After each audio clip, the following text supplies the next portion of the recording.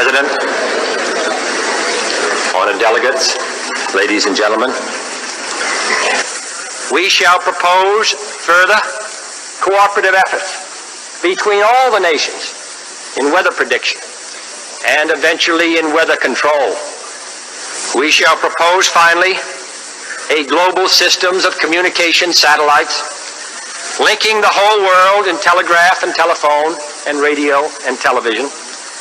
The day need not be far away when such a system will televise the proceedings of this body to every corner of the world for the benefit of peace.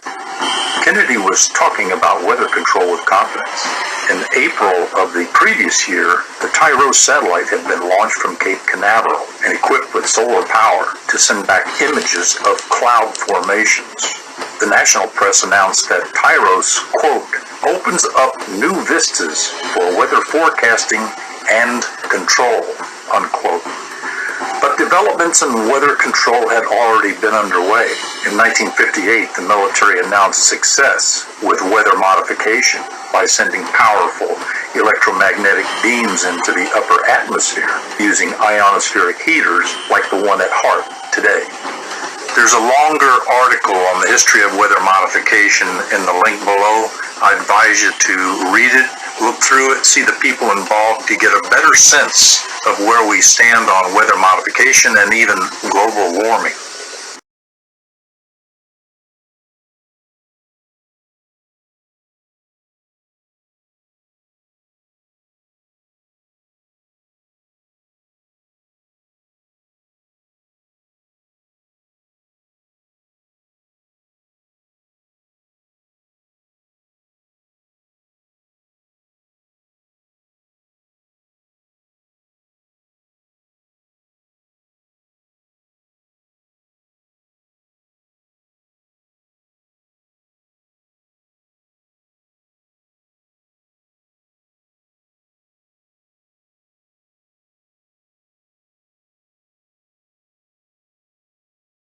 "50 years ago, secret biological warfare trials were carried out in the skies and on the streets of East Anglia without the public knowing.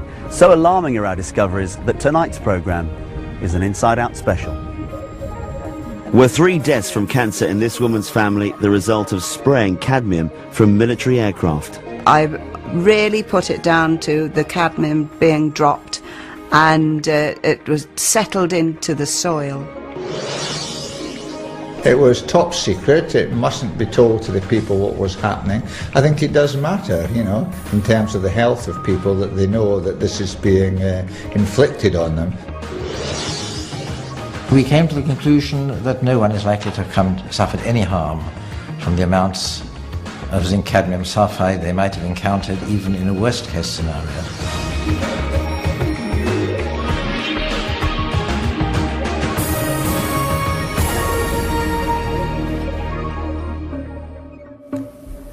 In the 1950s, as the Cold War escalated, there were fears that Britain, as an exposed, vulnerable island, could be devastated by a biological or chemical warfare attack. In readiness for possible war, people living in vast areas of Bedfordshire, Norfolk and the East Coast became guinea pigs in covert defence experiments.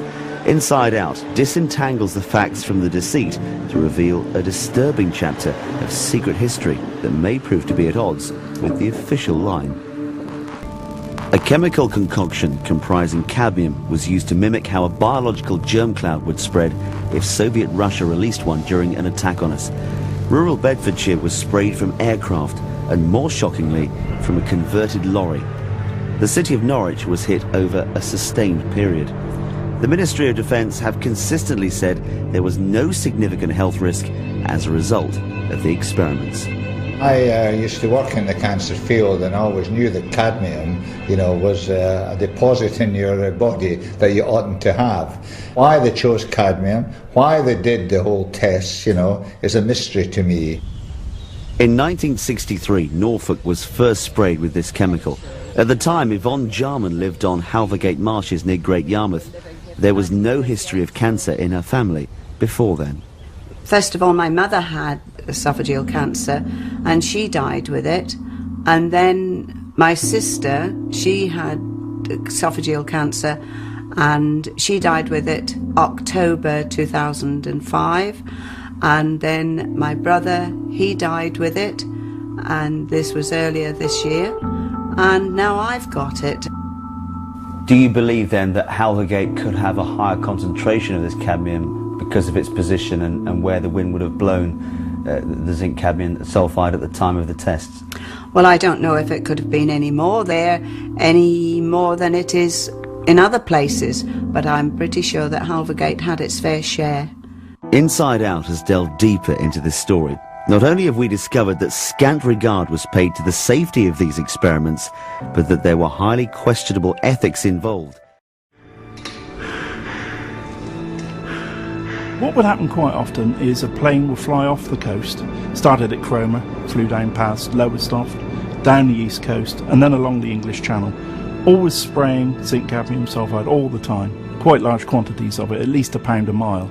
Some of these particles will get stuck in the sampling units. The sampling units are then taken away, they're studied, mainly by having a fluorescent light played onto them, and the individual particles of the simulant are then counted by a scientist.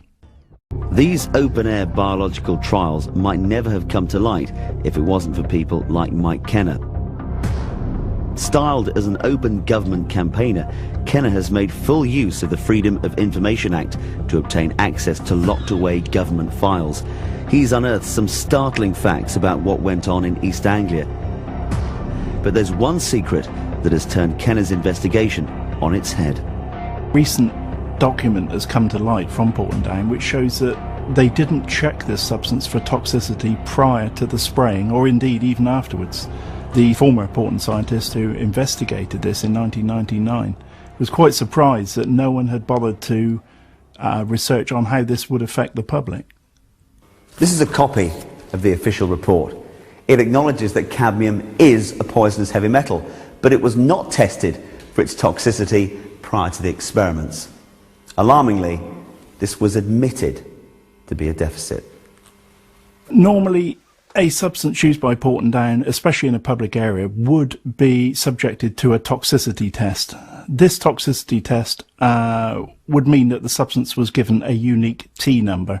Zinc cadmium sulfide has no T number. No one appears to have looked into the ramifications of breathing this substance in, especially in the size that they sprayed it in, between 1 and 5 microns, which obviously means that it gets deep into your lungs. The Ministry of Defence invited the Academy of Medical Sciences to review the evidence after it became public knowledge that these trials had taken place between 53 and 64. It became public knowledge they had been taking place, concern was expressed, and they wanted an independent scientific body to go over the evidence and to advise whether anybody is likely to have come to any harm. And what did you conclude? What did you deduce from the evidence? We looked at all the evidence that was available to us, and we came to the conclusion that no one is likely to have suffered any harm from the amounts of zinc cadmium sulfide they might have encountered even in a worst case scenario during this period. The amount of cadmium we're exposed to anyway, which is released by industry into the atmosphere, is very much greater than anyone was exposed to from this, even those who were in the areas who were maximally exposed.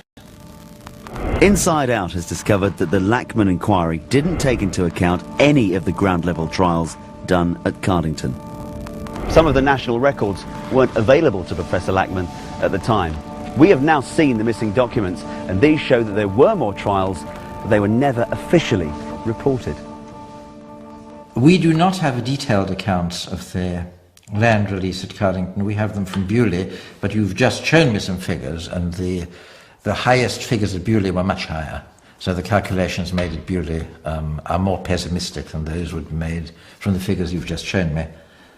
The scientists in the back of the lorry were dressed in full protective clothing, yet just a few feet away in the villages the lorry passed through, people would have been exposed to quite a lot, wouldn't they?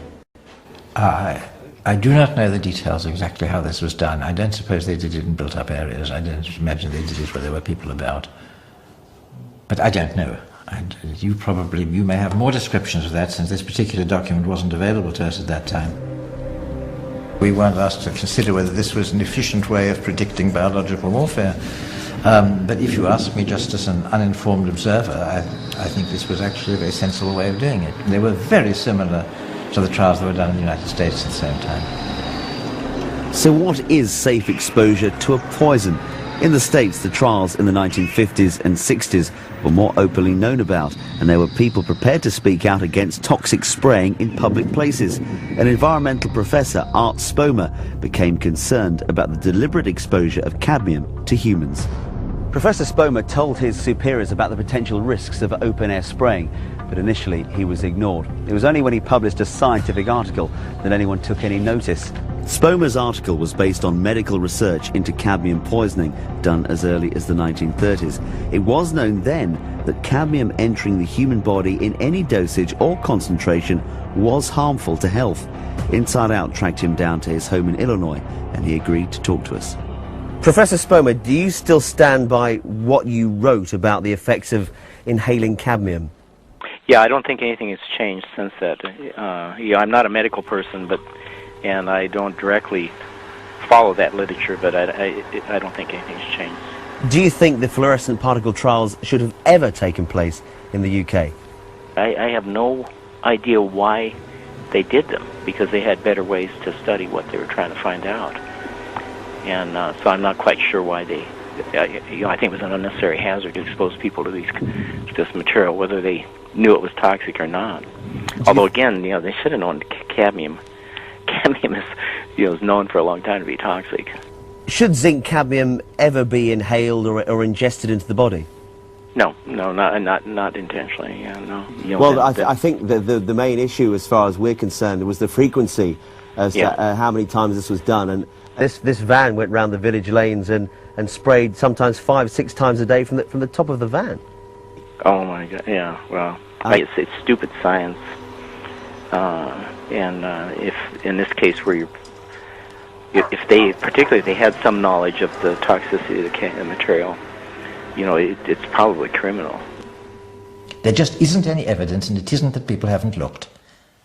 So, I mean, he can say what he likes. Until he produces some evidence to the contrary, this is typical of a particular kind of argument to raise anxiety.